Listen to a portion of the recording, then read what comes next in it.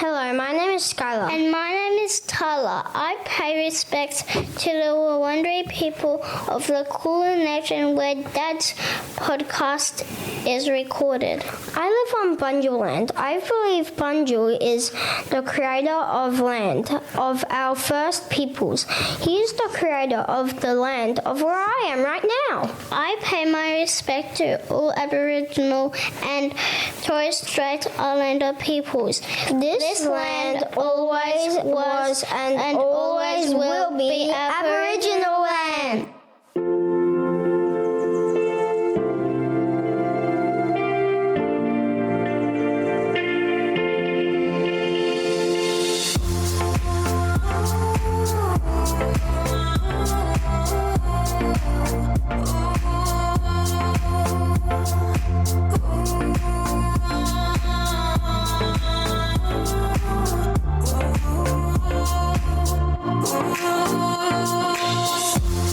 Hello and welcome to Over the Rainbow, a podcast series dedicated to all things Rainbow Dads. Okay, how do I even introduce this one? This week's chat is really interesting because before I sit down with any of my guests, I've got a pretty good idea of where the chat is going to take me. Not so with this one. I am speaking with Glenn and Paul, who went through altruistic surrogacy in Victoria, Australia, and they tell me about all the highs and lows of their journey, and then very interestingly they discuss an issue that they encountered with their embryos being destroyed because of a genetic issue. I was truly flabbergasted and I learned a lot about this revelation, and it helped shed a light on the potential barriers that can be faced when going through this path to parenthood. Take a listen, and I think this is an episode along with Luke and Jason's, which is in the podcast series, who also talk about altruistic surrogacy, that probably needs a post-chat with a professional, and I will aim to do that. But for now, take a listen to Glenn and Paul. Hello and welcome to Over the Rainbow, a podcast series for Rainbow Dads. Today I have two very special intended Rainbow Dads with me, Paul and Glenn. Hi guys. Hey. Thanks for coming. We're actually recording this at night, which, you know, is just in itself an indicator that you don't have kids yet because you were free and flexible to just pop on over. Yeah, we were just lying on the couch at home and we thought, well, we could just do it tonight instead of a weeknight. So. And you've been here for probably about 15 minutes and I've already told you, I reckon, I want to say a dozen times that this will all be over once you have your child. I know, it's very daunting. Daunting, okay. We keep saying we'll be those parents that like get out and do it's like, no, we'll keep our lives the way they are. And everyone's like, yes, you say that. Good luck. Yeah. Good luck with that. Look, thanks for coming. Let's perhaps maybe just either tell me something about yourself, like a fun fact or, you know, your name, your age, you know, your relationship stats. Like, let me get to know you. Sure. Well, I'm Glenn. I'm 31. We've been together for almost 12 years. Oh, I love that. Yeah. And a fun fact about me is I once broke 12 bones at once in Bali on a jet ski. Oh, gosh. And ended up on Channel 7's What Happens in Bali. Oh, wow. This is why I do fun facts, because that's wow. Top that. Go. My name's Paul. I'm 34. I don't know if I have that many fun facts. You've got lots of fun facts. What's a good example of a fun fact? I don't know. My main life hobbies are watching Real Housewives and... Oh, honey, we've got a talk. Yeah. Oh, my God. There you go.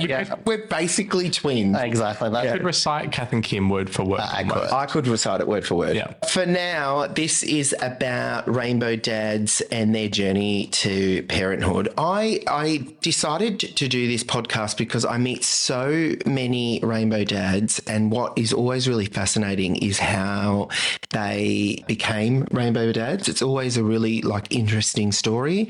And then fast fast forward to them having the kids and the challenges and all the rest of it. There's a lot of commonalities there. But what I brought you guys on here today is to just tell us what has been your journey. You know, how far away are you from having a child? How did it happen? Well, we're currently 6 to 8 weeks. Yeah, 6 to 8 weeks. We don't know. Our wonderful surrogate does have gestational diabetes. So I guess we'll find out closer to the date when the actual date will be. So it could come earlier. And we're not ready at all. Like, we just finished repainting the whole house and we're like, looked at the baby's room and it's a mess. What was the other question? Sorry. So your journey to parenthood, basically, let's cast it. So first of all, let's set the scene.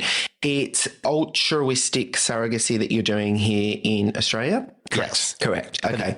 It wasn't, and that wasn't the start out intention though. Great. Okay. So I don't know if, would you prefer just to discuss this journey or No. the whole journey? The whole journey. Take me back. How many years ago? Who woke up and said to who first, let's have a baby? We actually spoke about it on our first date back in 2012. And we both said, yeah, like kids are something I want in the future. And we were both like, yep. And ever since then, I said, I don't really want them till I'm 30 though. Yeah. And So I did 31 now. So I compromised with that because I would have liked to do it a few years ago. yeah. But I was like, no, I've got a few years to go. We did start about 6 years ago. Yeah, 6. Yeah, we started the process probably 6 years So ago. we originally were going down the adoption permanent care route. Right. Okay. This was interesting. We did some seminars and we did some like training things and learnt the process. And then we did submit the application. Did a lot of the application. Yeah. A significant amount of the application. So when you say you went to a seminar, what do you mean? They had like information sessions that you had to attend. Is this the agency that you were going to go through? No, this was just the government. This is just the government through one of the health services. I can't recall what it is now. It was 5-6 years ago. So you had to go to child protection in Preston and we had to go somewhere in Footscray. Okay. Yeah, it was done through like a health service. It was all very government through them, but it was sort of depending on where you live was where And you was it, went from to. memory, was it adoption or was it just because adoption's quite rare? It was half. One was for adoption and one was for permanent care. I can't remember which was which, but it was like run through the department. Right. Okay. And we were really interested in both paths. But in this information session, I think we were more keen to do adoption because obviously doing permanent care in Victoria has a whole bunch of challenges associated with it, which is fine, but it just would be, I think, a little bit easier to do the adoption path for us. Okay.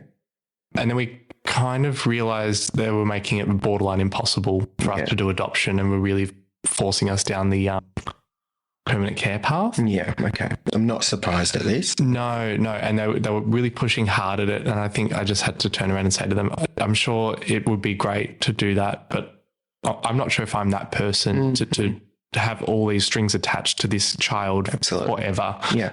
It's just a lot. Yeah. The barriers were too big. There's so many. So hence why we didn't feel that was right for us. What some of them were, or was it really primarily focused around the child still staying in contact with the It was more, I felt that there wasn't enough protecting the child. So the child, we still had to put the child through things, even if the parent didn't show up or did show up. And then there was just a lot of scenarios of things that have happened. Not that at that time, no permanent care order had been reversed in Victoria, but it was just the fact that you did have to keep these parents in the life regardless of whether it upset the child to see them, and the children couldn't choose. We didn't have any power if that child did not want to go, not force them. And I just... Yeah, it didn't sit well with It just didn't sit well. Maybe in the future, I would never say I would never do it, but it just at that time seemed a bit too full on. Yeah. Okay. And then adoption is very rare. It's very rare. And also it's very, I don't know, and I don't know if like queer couples they high on the priority list for adoption just based on who runs most of the adoption in Victoria. Yeah, we got that vibe from them. They're like, oh, well, they can sort of preference heterosexual couples. And then we're like, oh, okay. Yeah. Didn't realize this was such a thing. And then again, we were sort of like discouraged from that path and really discouraged. But then commercial surrogacy was that was a really big option. Like we met with a few of the. But you ruled out permanent care and adoption. No, we submitted our application. Oh, okay. And then it took so long to pull together. Yeah. I just remember going around getting all the signatures we had to do. It took ages to get it done. I had like a stack of paperwork. I sent it off and then it all got lost. We sort of though. They lost it. They lost it. And then they said, can you do it again? But we won't accept a photocopy. And I was just fuming by that point. I'm like, this is the first sort of interaction we've had with them. And I'm just like, oh. Yeah. It wasn't actually so Glenn was more running that side, but at the same time, I was looking into the commercial surrogacy arrangements. So it wasn't like that ended and we started this. It was sort of both going. Yeah. We met with one agency, which really didn't gel with us. Right. And then we met with another one that was really good. We went to a few lunches. We've met a few people through that. And is that with their representatives that are here? Yeah. Yeah. And that was a really good option. Like we're really looking into it. Where through? Do you remember what country? We were tossing up. We didn't actually pick one. We never got that. We were about to. So when this option came up that we're actually doing, we were really close to signing a contract. Yeah. Yeah. So we were working with a company. The rep was really quite personable, really easy to get along with. We went to a lunch. It was really nice. Started meeting people. Then COVID happened. And then during COVID, we didn't stop, but I think we were a bit like, we need to see what the world looks like. Yeah. With traveling and things like that. We were tossing up Colombia and US. Both have their own issues. We were very worried about the ethics of Colombia, and if it's actually like, we just wanted to make sure everything was like, no one was forced into doing anything. Yeah. Then America, we were worried about medical implications. And cost, I'm sure. And the cost. Yeah. They're like, oh, nothing is guaranteed. And this is what it could be. But here are all these horror stories. And we just, I think that scared us off a little bit with the US as well. Not like we would have gone down that path, I think. But in the end, we kind of... I spoke about it a lot. Like everyone knew we were doing this. Like everyone knew that we were looking into all these options. You were very vocal. Yes, very vocal about it. And everyone knew that it was an aim and the financial side of it. And like we were neither of us were private about it. It's what we were aiming to do. Yeah. And then with I love that you explored every option, it seems. That's good. Yeah. And like the overseas option actually could have worked really well for us. And I had one of my old directors at my old work, him and his husband had 2 children through overseas surrogacy. So I spoke with him a lot about how it worked, and he had some stories that made me again question. I'm like, oh, that's a lot to do it overseas, and just even doing their second child, packing up 2-year-old and going overseas to go live for a couple months and getting stuck over there for, and then depending which country that they're 4 going months through, doing paperwork. I was like, it's a lot. It's a lot. It's very overwhelming. Colombia's exiting stressed me out. How you had to be chaperoned at the airport because of trafficking and things. That scared me. And like even in the sales pitch, it was like a lot of, I'm like, if they're telling me this in the sales pitch, like in the the glossed over version. the glossed over version, I'm like, what's it going to be like in real life? And I was like, okay. And then so you kind of were starting to rule out options and work out that they really weren't for you. When did you settle on the path that you've taken? So it just came to us. Oh, I love that. The universe delivered. So the universe gave it to us. So we were literally... And not in a give it to us in a way of you go out with your friends at night and you're like chatting with some random at a bar. Like, oh my God, I want a baby for you, which happened a lot. We were out. So basically really vocal about it. We were in the midst of actually deciding what agency we were going to actually sign on with and what country. And it was in the middle of the Melbourne lockdowns, and I was at a baby shower, and someone at the baby shower came up to me and said, "You can borrow my uterus." I've spoken to my husband. I've spoken to my psychologist. I've spoken to my GP. We're done having kids. They're young, like in their 20s. Like my husband's had a vasectomy. Let's do it. And you don't have to say, who was this person to you? Someone that you'd known I've known them my whole life. Wow. Well, they've known me their whole life. Yeah. And we always had an egg donor option. Right. Yeah, so we always knew. And were you at this, Glenn? Were you at the baby shower? Yes, I was actually. It was a baby shower for your... It was from, So did she deliver it at the same time, or did Paul come over and go, oh my God, no, she did it quite. let's get in a corner with we've got to talk. She did it quite delicately. And it's like, she goes, her words were, I remember, I want you to experience what I have experienced, which is why she offered. Yeah. And I said to Glenn in the car, I remember I got in the car, I was like, oh my God, Yeah. blank, just genuinely offered to be a surrogate for us. Yeah. Like, And it felt It genuine. felt right. Like, and Paul was like, we're like, oh, we've got to consider so much stuff. Yeah. And we know nothing about doing it in Australia, but we both sort of were like, why does this feel so right? Yes, I love compared that. to the overseas options. And all the things that your gut was telling you. Yeah. Not for us. It was really scary. Like when we started looking into what we had to do it in Australia, because again, we even then started tossing up, should we do it overseas? Because there is that sort of more guaranteed path you can take with an overseas surrogacy where it's guaranteed that you can just keep trying. Yes. You give them a big whack of money and then you just Yeah. keep going. eventually it will happen. Yeah. Yeah, but that doesn't happen in Australia. You've got there's nothing to do it. So you're sort of supporting yourself, and you could end up in a situation where you've spent a lot of money and a lot of time and a lot of emotional energy into it for us, for the surrogate, for their family, and not get anywhere. Yeah. And then have to start again. Yeah. So there was that risk. So she kind of delivered that bomb of the news, and you guys went away and went, oh, okay, so this is an option that we've not considered. You then obviously jumped on and did some research, I'm sure. Well, then what sort of happened was I was a bit aware about the Australian. I'd done minimal looking into it because I didn't think it was It was going to be an option for you. I just couldn't be able to, that's the wrong word. We'll not use that. I wasn't that willing at that time to like sort of look for a surrogate. I didn't sort of know where to start. Mm-hmm. So it was sort of a new thing. And then she rang me like maybe say that was a Sunday, and she rang me on the Thursday. And I remember I was at work and we're on the phone for about an hour just discussing very matter of fact how it could work. And at that point is when I was like, and then I rang Glenn after. And I think at that point we're like, we think we're going to give this a go.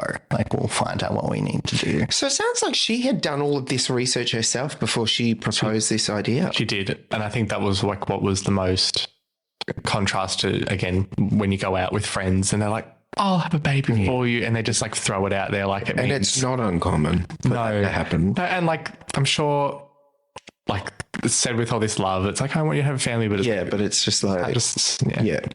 it's a throwaway. It's a throwaway. And it's a big, like, it's monumental. and it's been a big commitment. It's not just a 9-month pregnancy. It's been years. So that was 2021. Yeah. So, and pretty much that's when everything started. So it took from even having all of the pieces, it still took nearly 3 years to get here. So tell me, this is what we're discussing. Tell me about some of the steps that you took to make this happen. Well, in Australia, you have to do a lot. You've got to jump through 20 hoops as opposed to sort of doing it overseas where someone will sort of guide you and kind of have to navigate that. Hold your hand, basically. There are some good like research, like all of the things that Sarah Jefford has put out there were I listened to all of her podcasts. Amazingly helpful. Like the book that she's released, so that was a really good guide because it gave you like a bit of a step-by-step process of what to do next and things like that. So the other awkward thing with the surrogate was, so we'd had this amazing offer, but we had to sort of push that to the side because we needed to get the embryos first. Mm-hmm. And that was probably in our whole journey, the thing that was a little bit took longer than it normally may. Yeah. So then COVID related? No, medical. Our egg donor was very much full disclosure, the surrogate and the egg donor did much more of the pushing to get this all off the ground than we did. They were very much like, they pushed us along really well. They're like, let's make this happen. So you know the egg donor as well? Yes. Yeah, okay. Yeah. So there's one of each related to us. I think we can say that. Yeah, one of each is related to us, so we know both of them. Like very, it's very personal, which is good and bad at the same time. Right. It's more good. It's been amazing, and we're so much closer now. But it's been hard. So we first then had to sort of work out the egg retrieval process and then the embryo creation process. So you would have involved an agency to assist you with this? Yeah, we used Number One Fertility. We did go to a lot of different ones and definitely did our research. Yeah, and because I do work in the healthcare field, I spoke to a lot of GPs about it. We did go with Number One Fertility. With every different franchise has different opinions from people about them, but we personally, besides that communication, found everything else about them amazing. Okay. Yep. And they got us the result. They got us exactly what we needed. Even our egg donor had issues. They found out, I won't go into the details of it, but they found out a few sort of health related things in the process of it. But, even with that, we still ended up getting a healthy amount of eggs and, they created us 3 embryos. We got 3 embryos when we did it. So we were both just sweating over that. And the first egg retrieval, we were sort of there. We were overseas at the time. And I think we woke up, we were in Scotland. Yes, we were. Were you holidaying? Yeah. Yeah. We went over for a wedding. We had a friend's wedding. And then that we turned into a holiday. We just added someone to the end. Just added 3 weeks onto the trip. And our poor egg donor is like injecting herself every day. And we're like, Yeah. And so we were sort of there just on the phone with her when it was all happening. Yeah. But yeah, we went through how many egg retrievals? I think she did about 3 or 4. I think we did 3, but we cancelled one of them because it didn't feel right at the time. She was a bit sick. A bit sick. Oh, okay. The vibes weren't right. I'm like, maybe we just can it. Let's just not We've got do you this one. far. Yeah. And it was off the back of a bad one. Yeah. So we had the first one that was really good. The second one.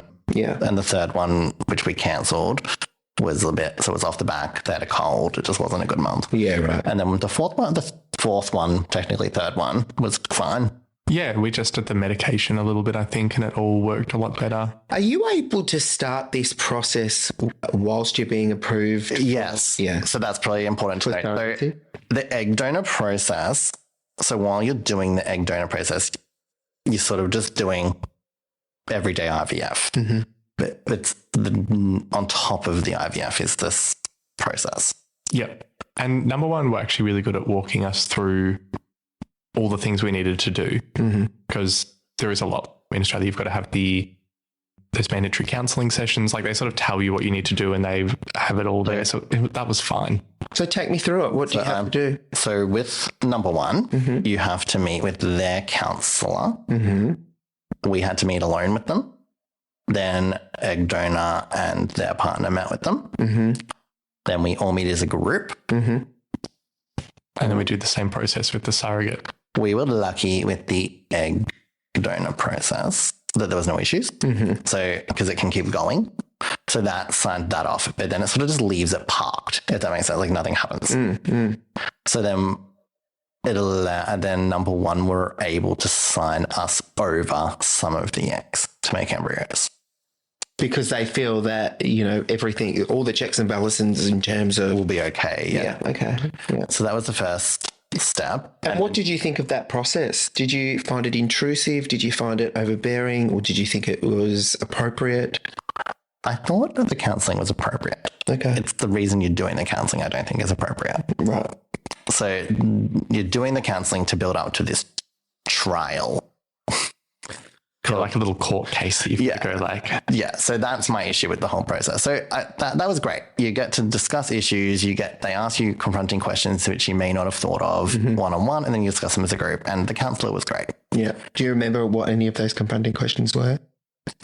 It's more like things we very much discussed everything already. And it was, I think, thanks to like a lot of those resources that were out there from like Sarah Jeff, just listening to all this stuff. It's like things you should figure out before you even start. Right. We had figured it out. We'd like written everything down. Yeah. We'd spoken a lot. So we got into these things and they were kind of almost boring because they're like, and what about this like this? And what about this that? Yeah.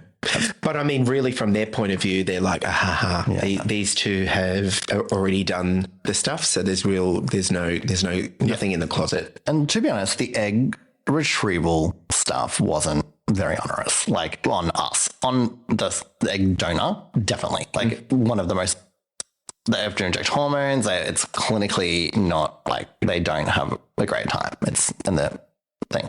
So that all happened, all good.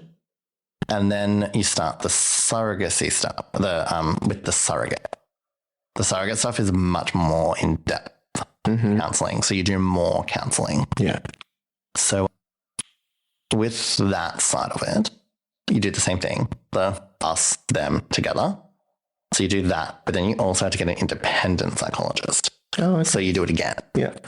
Yeah. So another 3 sessions with an independent psychologist who was amazing. It was in Geelong. She was great. It was over Zoom. Is it rebated? No. No. So you're paying for So it. this is the thing. This is the thing as well. So I think the counselling all up with like through number 1, I think it was like 4,000 or 5,000 each. Whoa. Like, Wow. and then the counselling with the other Sarah was the lawyer was called Sarah and the psychologist was called Sarah was, I can't remember what the fee was, but she was really good. Like that was actually quite helpful. The surrogacy counselling was much more confronting because it's asking questions like, so the surrogate, what will you do if Paul and Glenn die when you're pregnant? What's going to happen? Like it's very much like all these situations that could happen. Yeah. Like, Okay. And that you've sort of got to be prepared for. So I think that's all important. But with They try and take the rose-coloured glasses off a little bit. yeah. Yeah. They definitely do. Yeah.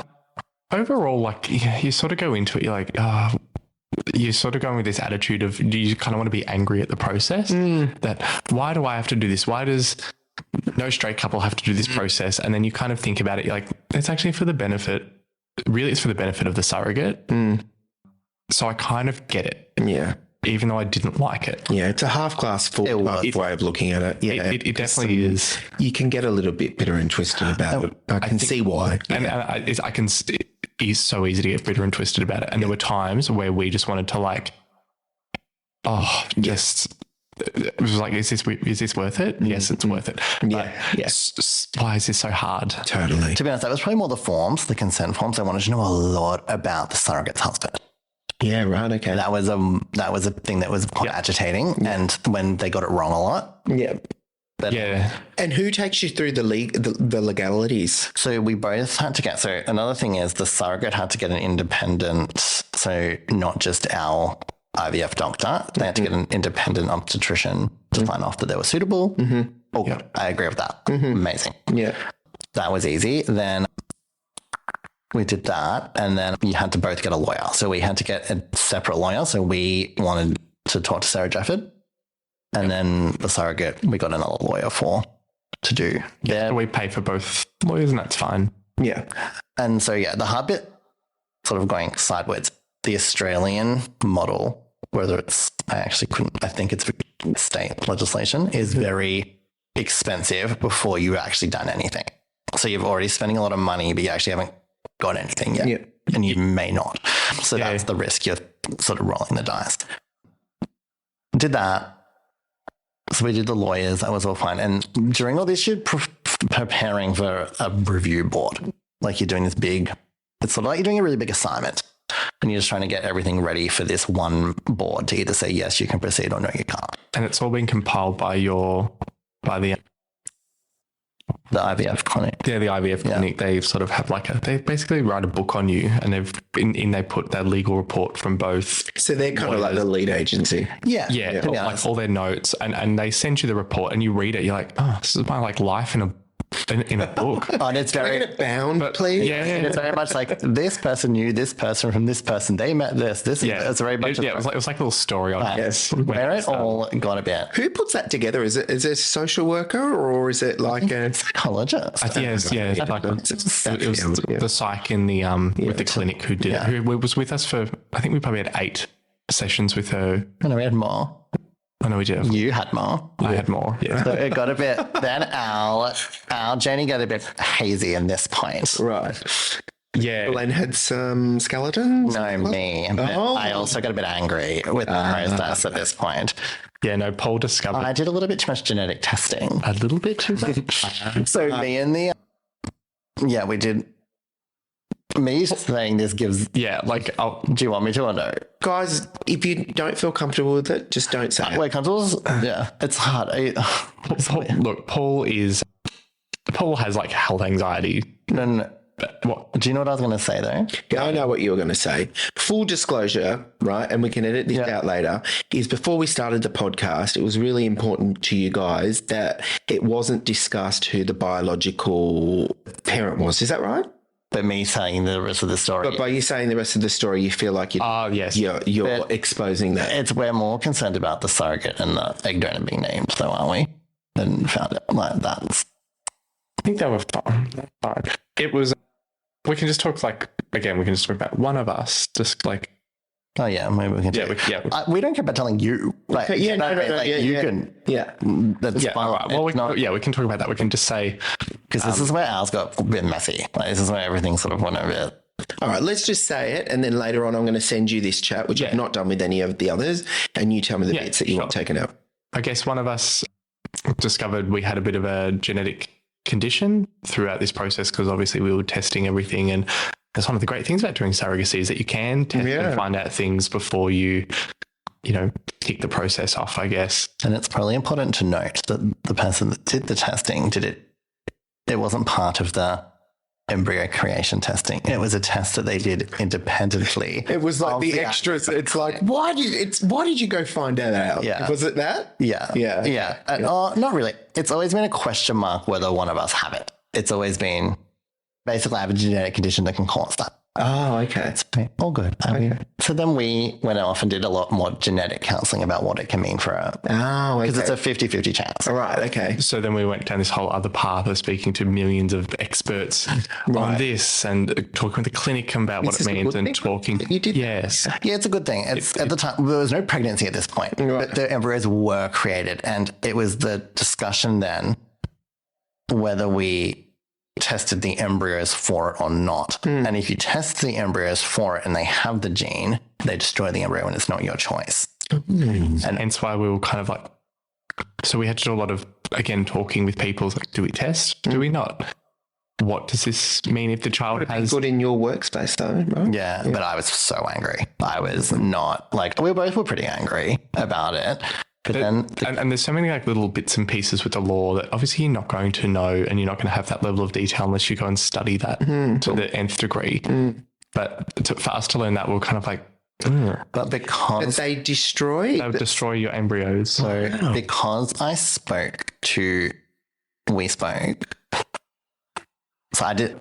This test that we did was completely separate to... Number one, it had nothing to do with them, but we did discuss it with their geneticist, which meant it was on our record, which then meant it was going in the report. Right. Yeah. And then there had to be a counselling session involving everyone involved, so the egg donor's partner, the surrogate's husband, to discuss the gene. And this is why it lost me in the process, because we needed to prove to the panel that we had thought about it. We weren't just going ahead with it. And this is when I thought and it's kind of like when we're like, this is in the process now where it's like, oh, do you genetically test? It felt a little bit eugenics-y, like kind of like, oh no, your genes aren't quite right, so you can't have a child. Yeah. So it kind of it started heading down that path, and I think that was where it crossed a line for both of us. For sure. It was like, well, no one else tests.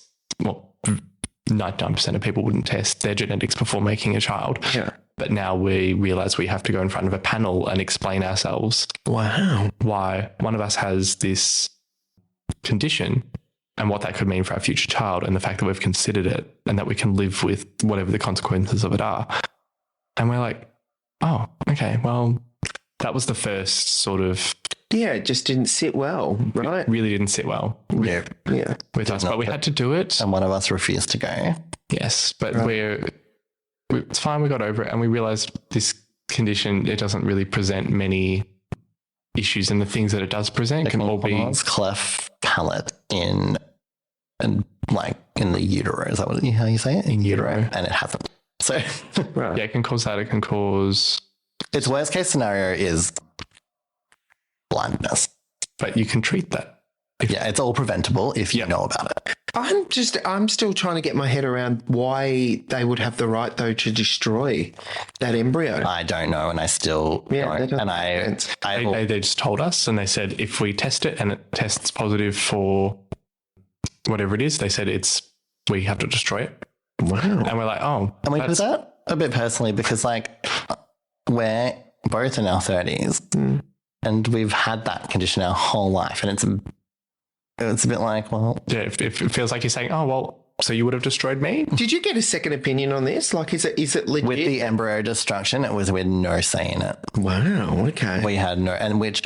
Hence why we didn't test. Yeah. Because we had to make the call. And they said, we can test it and see if it has it, or we can leave it. And we didn't have a large amount of embryos. We got 3 embryos from the thing. So and there was also risks of testing the embryos as well. Yes, yeah. No, and the test was about 50% correct. It was about the validity of the test was 50%. Right. It wasn't 50 dead 50. It was 50 something. It wasn't enough for us to be like, well, no. I'm sorry to hear that. That's really awful because then it starts to question your own value and your own worth, I'm sure. Yeah. And that's an awful way to... Wow, I did not even know that was possible. And it put a bit of a dampener on it because it was all sort of getting a bit exciting at this point because the embryos got created and it was all like, and it was not, it was also the day, so with the embryo creation, you find out on for us, it was the Monday was a public holiday and we found out how many did that massive milestone that they can do. So whatever happens, I don't know, scientific thing. And then the next day we got that result. And then the day after we found out how many embryos we had. So it was a big week of news and it was all like, it was a week too late as well. Yeah. But at that stage we had figured it out. We'd spoken with all the healthcare professionals. Yeah, a lot of we got a lot of advice and a lot of support with it. And what were they saying? They're basically saying it's not a life-threatening thing at all. It's not something that can really affect your quality of life significantly. And so why would they destroy it? And the only really like any symptoms that are present can be fixed with early intervention. And how we know about it, which we do because we figured it out. I'm just stuck on that point, and let's not get bogged down in this because there's a good outcome here. You've got a baby coming in 7 weeks. But I'm still trying to get my head around why they would say that they have to destroy it. Like that would have to be a law, right? Yeah, it's a rule. It was a rule. The facility. Look, number one, were the messenger in all of this. They weren't at the time. I was annoyed at them because I sort of felt a bit set up. Yeah. But they had that was your option. You can test. It was also very expensive to test. It wasn't some free service. It had to go overseas. Yeah, there was, again, a lot of risk. There's a lot of risk with doing it. We're just like, only got 3 embryos. And a test had to be sort of made up for it. But yeah, if they were very clear that if it came back, the embryo would be destroyed. We also could have put the embryo, like the surrogate could have had the embryo, what's that called? Why can't I think of the technical term of it? Embryo in them, tested it when baby was growing, and then that's fine. They don't destroy the baby once it's that growing. Was another option, but I was like, and then we did more genetic testing because I wanted to find out how bad it could be, like the worst case scenario if it was worth doing the amniocentesis, whatever it's called. But they don't destroy it then. So that was the sort of the option that they sort of said, well, then don't test the embryo, do the transfer and then do the test and then you'll know. But in saying that, all the geneticists were like, well, just have the baby. And yeah, right. Okay, that's a really interesting, I'm sure that's super interesting to me and maybe, yeah. Okay, so moving past that, she got pregnant. Yeah. Yeah. So tell me about that. That was really...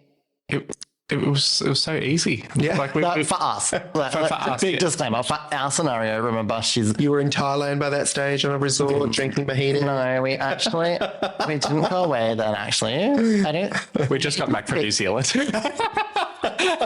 Yes, we did just get back from New Zealand, yes. A few months later. True.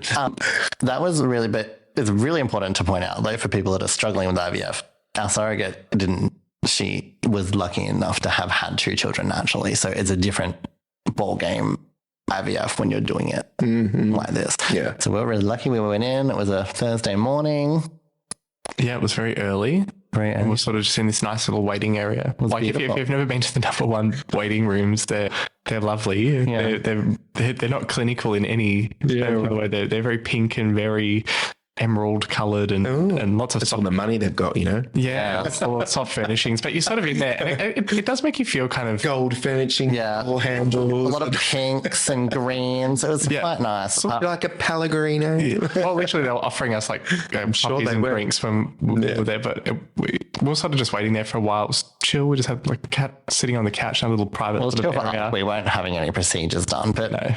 and then we got called into this nice little room, and this lovely doctor who wasn't actually our doctor the whole time just went. It just went, put it in, and we're like, thanks, bye. We were sort of over and done within 5-10 minutes. And we went and got a bagel. And we got bagels. And I remember walking out and I'm like, Parking fine. you've got a parking fine. Oh, well, that's a nice memory stamp. Yeah. You should frame that. Put that in your baby book. No, we should. Do you have it? Yeah. Maybe. Yeah, I'll definitely put it in. It's such a cute I paid it now. Yeah, we paid it. We let After it. I hope Yeah, you paid it. No, we got like go to warrant stage. Yeah, I got it up. It almost did. Oh, did it? We don't need to worry about it. It's paid. It's paid. Yeah. But I remember when it was happening, they had some like nice music playing in the in the theater, and it was just over and done with so quickly. And it was just the doctor who came in just seemed so calm and confident, and was just like all the best, and walked out. And I just remember thinking, I feel really good about that. I feel like that worked. Yeah. I don't know, but I just had a good feeling. And our surrogate was very strict that on the day of the implantation, we had to eat McDonald's fries. So that was a very big rule. She was doing Bagels and fries? Yeah, well, no, we had the bagels, and I had my work Christmas function that night. So I didn't have my fries till about 11 p.m. I haven't had McDonald's chips in about 10 years. Oh, okay. But what's the... I don't know. She read it on some surrogacy forum that you should having McDonald's she's French like, fries.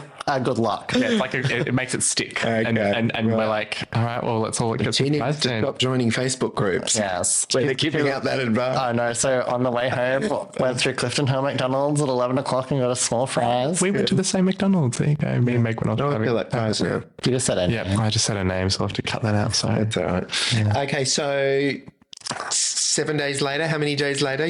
7 days later. Yeah. Well, the surrogate knew. Yeah. She did some pregnancy tests, but she didn't tell us. So, yes. I've heard a few of these stories and it's not uncommon. So it's 10 days later, I think. You found out it was a Monday. no, but they're sort of like sending like sneakily coded messages. I'm like, and you were just so stressed the whole week, and I'm like, I'm just sitting here like it's worked. I feel it's worked. I'm positive. I'm confident. You're that guy. Yeah. My coping skills are not not that calm. Yeah. You and I would be the same. Yeah, just like totally on edge. Just on edge the whole time. I couldn't think about anything else. Yeah, for sure. And we hadn't told that many people we'd done it either. And then then we found out it was the week before Christmas, the Monday before Christmas. What a Christmas present. And then that was really exciting that day, but it's still like, because it's so early, it's still 4 weeks, it's still a thing. Then we had the 7-week scan, which was really exciting. That was still with the fertility company. That was really exciting. We had a really nice doctor then too, who said it was all good. And then it sort of has gone, since that 7-week scan, it's gone so fast. Yeah. Because really a lot of the stuff that you went through and the hurdles you went through and the drama, and I'm really sorry that's happened. That's such an eye-opener for me. All happened pre-pregnancy. So then once she's pregnant, you're really on the pathway to having your child, but it seems like it's a lot calmer. Oh, it has been. And she's been amazing. Like the whole time, and it is hard because we can't give her anything. We're not allowed to. Yeah. So she calls it her surrogacy benefits card. So we've given her just that, and it has to be so detailed of what it is. So obviously we can pay for all the pharmaceuticals and things like that. And we can pay for everything related to the surrogacy. Yeah, to the surrogacy. So she needs different clothes because she's growing, or you can figure that out. Which is why seeing the lawyer is awesome, because you find out what you can actually do, and you can do a fair bit. Which but you've got to obviously be very careful because But I guess so she's doing this because, she's not looking for any financial compensation. No, not at all. She's doing this to give you the gift of life and And same with the egg donor. The egg donor didn't have any, is that the same thing? Yeah. You can't pay the egg donor. Yeah. She just did this out of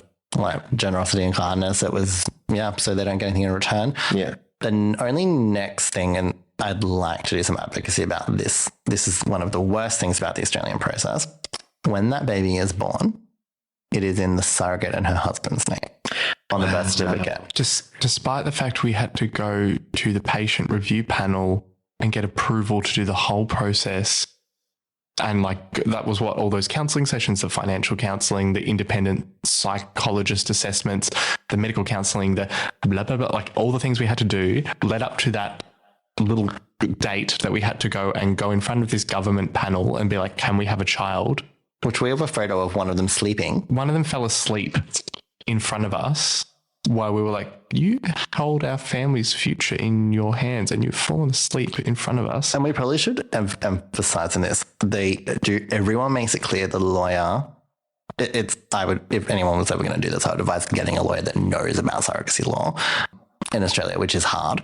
Did you get one? Yeah, we used that. Sarah Jeff is very known. Yeah, we've had other guests on this show that have mentioned her name. Yeah, so I've got to get her on. No, she's amazing. Yeah. She's great. She was so good, really matter of fact, and clear. What was I saying? But with that, the lawyers, the counsellors, everyone involved is really clear with you the whole time. The panel can decline this. It depends who you get on the panel on the day, how much they want to look into. Decline what? The agreement.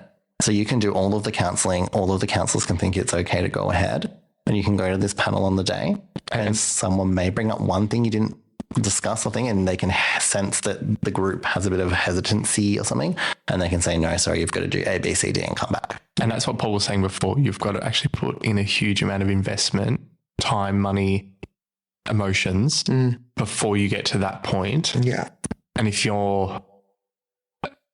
don't know if you've got a yes before you can even do it. So that was always the thing I think that stressed you out the most. It did a lot because it just late. And I think not in a bad way. I think it was a preparation way.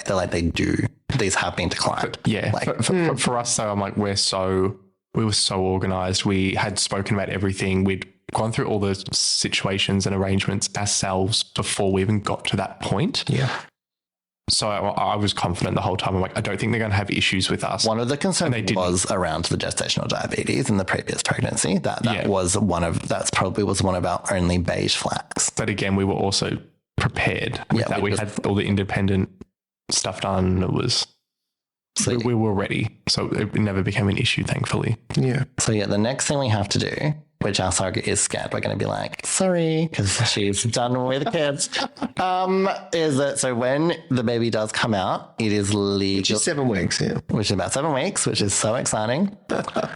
Baby shower? Have you had a baby shower? No, it's in next 2 weeks. 2 weeks. Oh, guys. So then when we do that, then we'll do, it's about 12 weeks, you do the paperwork to change it over, which I found out a few weeks ago, which is another $5,000 to do that. Are you sure it goes in the husband's name? Oh, yes. That doesn't make sense. I am 100%. I am too sure. It goes into our surrogate's name and her husband's name. But why her husband? Don't they say who's the father? What about if she had a baby?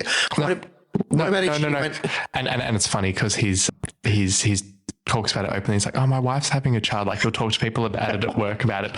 And they're like, that's fantastic. He's like, yeah, I'm not the father. And just and we'll just drop the bomb and then leave the room. And it just watch the reaction. It just makes me laugh every time he tells people this. This is gold. Yeah. But yeah, no. So 12 weeks after you can obviously apply to... 6 or 12. I don't quote me. Yeah. But it just annoys me. We'll fact check this after this. You can fact check that bit. But that bit... And Medicare and all that is technically all in their name. Everything's in their name. So we've got to, and it's funny, you talk to Centrelink to go to Centrelink about this scenario. And everyone just gives you their opinions, and you're like, I don't want the opinions. Can you just give me can you just give me the fact? They don't know. Then they give you numbers to ring. At this point, I'm like, do you know what? I don't even know if I care about the 40 weeks or 20 weeks paid or whatever it is. I'm like, because no one understands it. And, Yeah. and they get you wrong and they call someone else the parent. And you're like, But that's a very real dilemma because it's what the government offers as well as what your employer offers. So you can navigate your employer because you would have the relationship with them where they would be able to support both been you. amazing. Yeah, I bet. But in terms of the government, until you can get it changed 6 or 12 weeks down the track, where does that leave you? You're not sure. no, we're not sure still. We still don't know. The surrogate's definitely entitled to the parental leave. Yeah. Yeah, they get the full suite It of... seems in their policy. So Sarah's been amazing with this, but the problem is getting through to Medicare. So Sarah's really clear that one of the intended. We are intended. Are we still IPs? I don't know. One of one of the parents When is we become entitled to it. parents. So we actually, for the one pregnancy, you do get 2 lots of the leave. The surrogate gets the leave and one of us can have it. Which is actually really good. Yes. Yeah, like It's the way it should be. However, the staff at Centrelink, the staff at Centrelink don't believe what's on their own website. and it's really awkward, and they sit there and you get comments.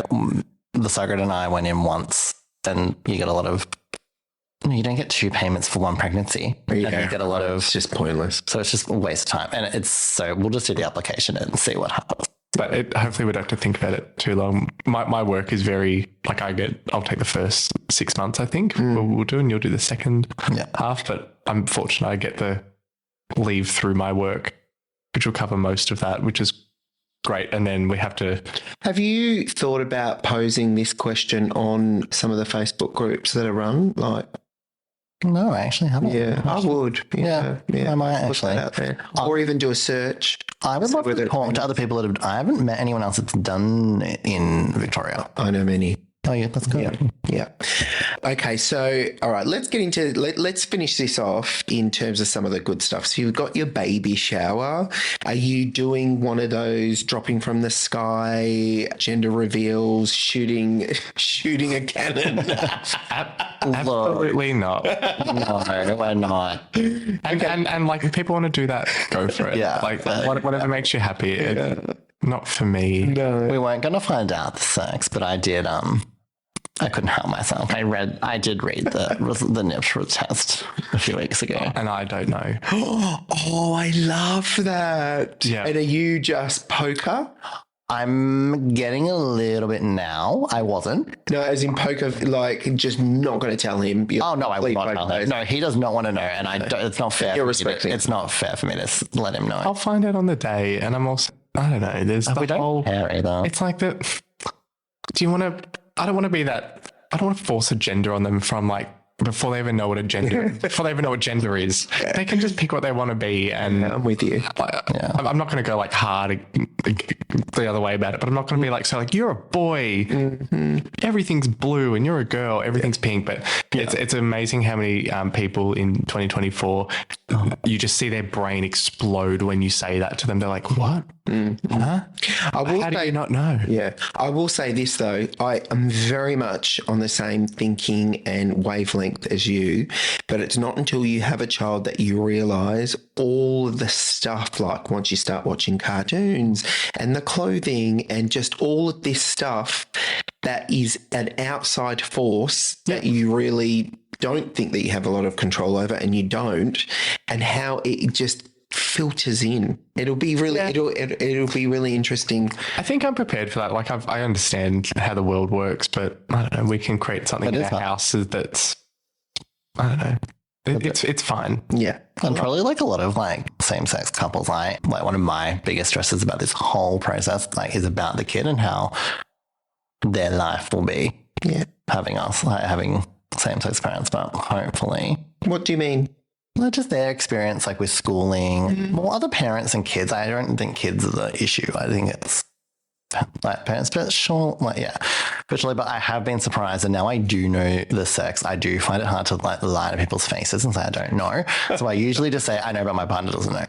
So respectfully, because I'm not that good at just blatantly saying to someone I don't know. Yeah.